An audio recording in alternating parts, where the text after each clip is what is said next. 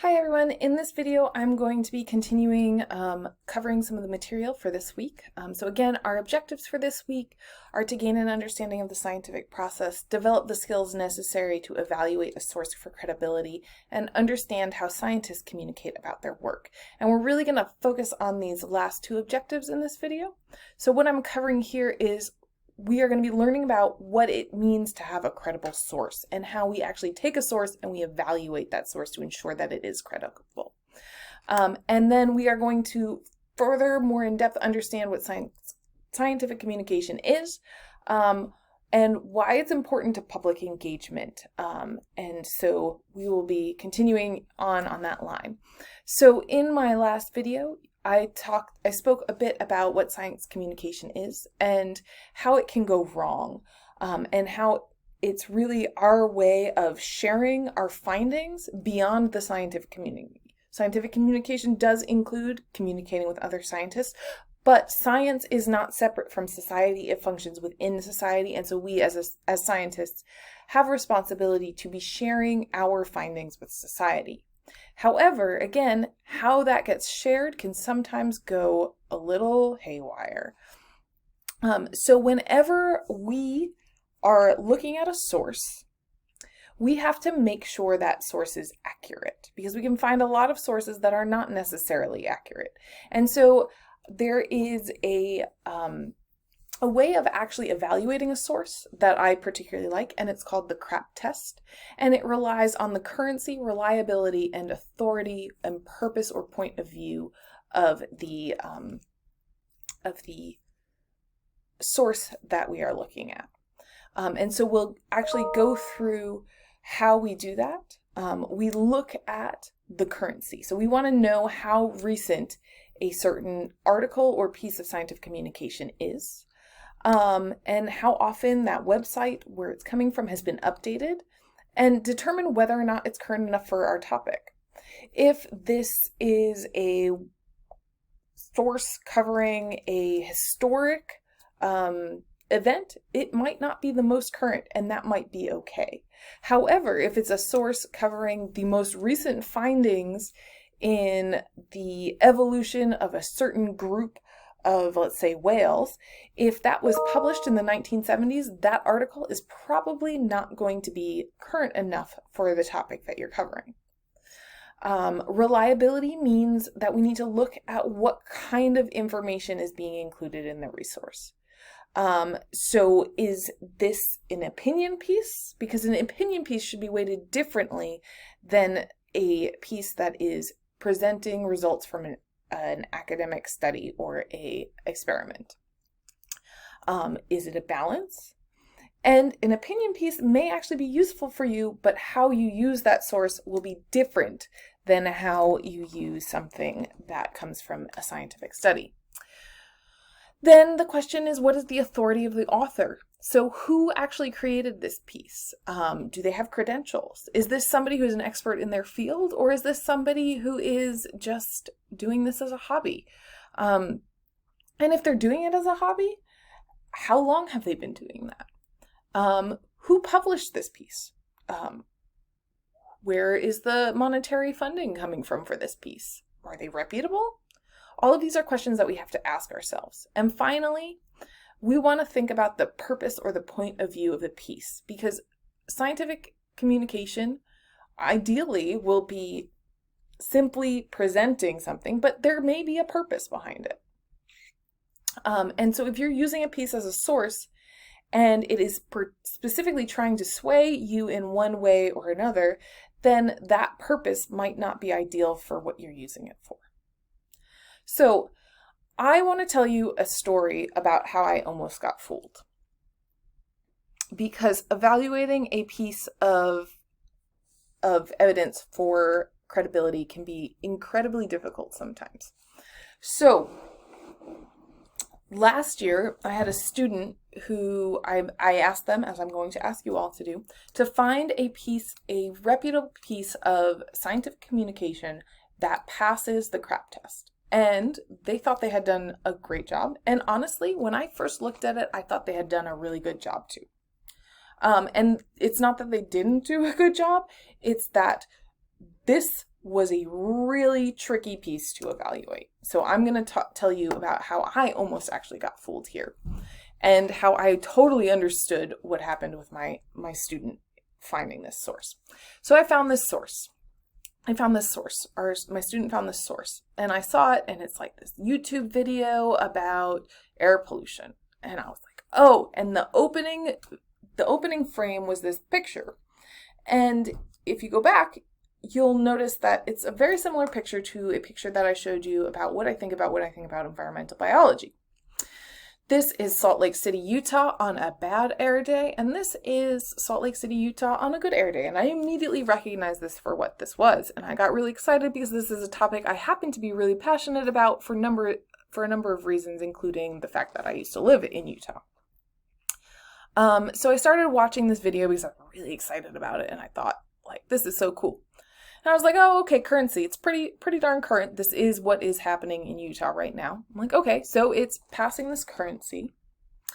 And reliability. As I watch it, I recognize that it's referencing studies. And it's focusing on explaining, and it's not focusing on opinions. But the alarm bells in my head start to kind of go off a little bit, because the studies that they are referencing are not aligning with the amount of research that I've done on this in the past and the findings that have been presented at numerous meetings that I've been to regarding this specific topic. And so I'm like, my alarm bells are going off. But you know what? This could be my own personal bias, so I'm going to keep kind of investigating this. But I'm starting to question reliability. So C, passed. But reliability, it's like, I'm not so certain. Then I go to the authority. I get to A, and I go, is this author unbiased? And I'm like, you know, this IERDC, I've never heard of them before. Who are these folks? Like, why are they putting this together? This is a topic that's near and dear to my heart because I had an N95 mask before it was COVID cool because of this air pollution. So I start looking up this IERDC, and I find out that IER is the Institute for Energy Research.